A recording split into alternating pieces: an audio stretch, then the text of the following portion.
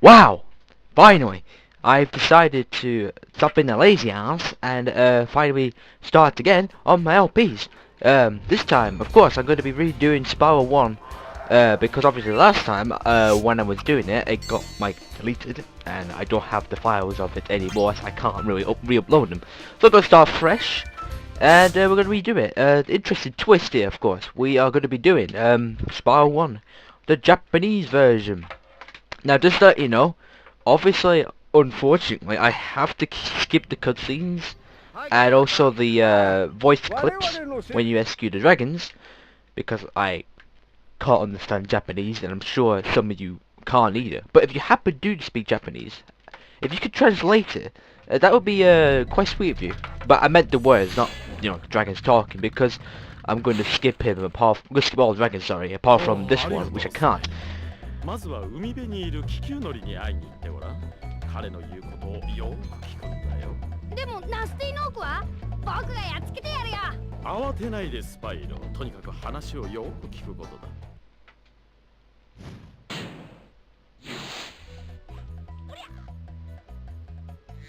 Yeah, I just wanted to say quiet because some of you might have been interested in what he had to say. Like I said before, if you do happen to know Japanese, right, if you know it, you learn it, you can understand it,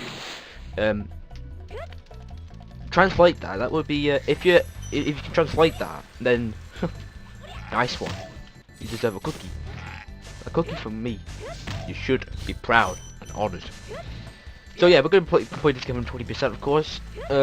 It's going to be, it's a bit something different, you know. There's not really that many people who've done that kind of walkthrough of the Japanese version. Obviously, there's like a zillion videos out there, including some of them were mine as well, that people were doing the 120% of Spyro 1.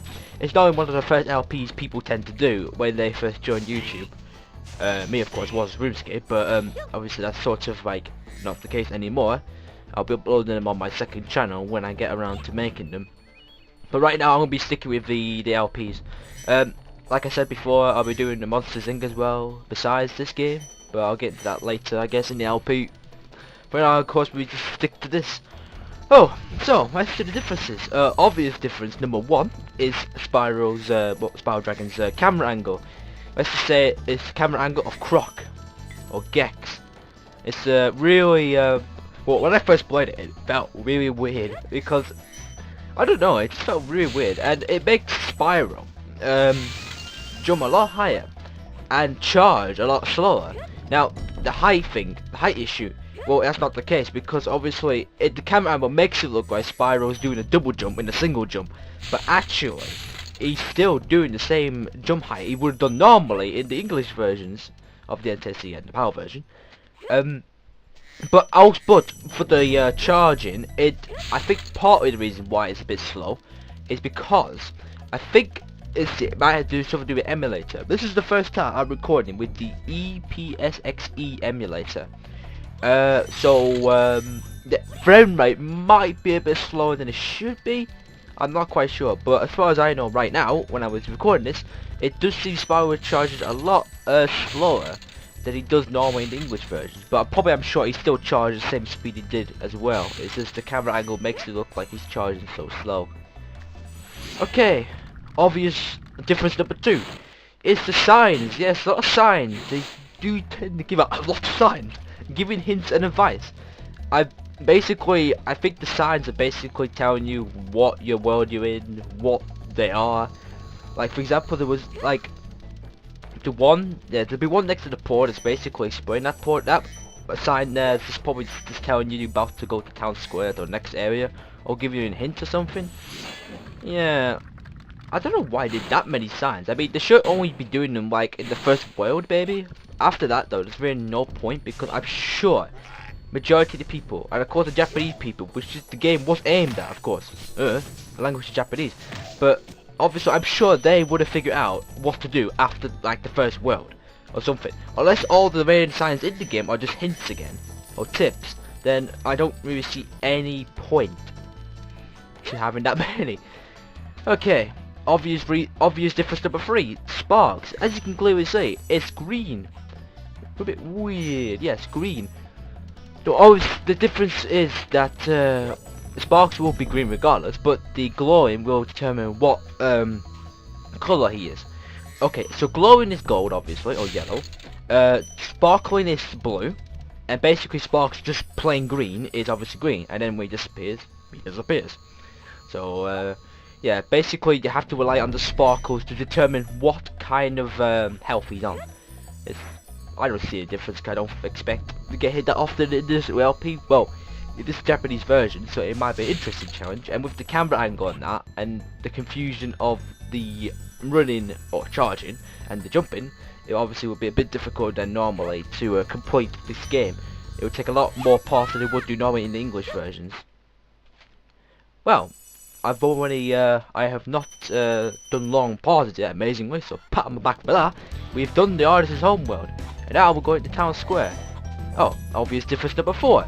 When you do the loading times, obviously are faster. When you enter, it just tells you the gems you collected, the total gems, and it just automatically drops you into the level rather than like Spyro glided in than it normally would do. So yeah, that's pretty much all the obvious differences. There are some other differences. I think there is one, I think later in this level. Oh, you know the Artisans Homeworld, when Spyro was going up the whirlwind, I've noticed that the roof of it was missing. The roof was missing. That's a bit weird. Why did they got rid of the roof? Yeah, I think I have something to do probably maybe with the camera angle. I don't know. Oh, you see this gem there? It moved to the middle. Moved from the middle. Or should I say, actually, this has a little parody. You see that gem there? It's over there on the next to the wall. Now, usually, it tends to be in the middle of the platform. Yeah. So what the hell? Why is it there?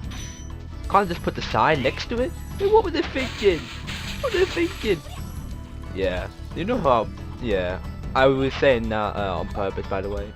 No hard feelings. No, not to be offended if you were. So yeah. Okay, so I guess I'm surprised I've talked that much. I don't know what I'm doing right now in the game. But oh yes, we're in Town Square now. We're basically playing this game 100%. We've already done Artisans Homeworld, and yeah, I think getting the egg fees might be a bit of a pain in the ass, I reckon. As you saw there, it takes longer than normal. In fact, like I said, there'll be a lot more parts to this than it would be normal in the English versions. For example, normally it would take me like 2 minutes to complete the Artisans Homeworld. Well, in the speed run it would anyway, 100%. But it took me 6 minutes to complete it in the Japanese version because, like I said, Spyro does seem to charge a lot slower than it would do normally in the English version.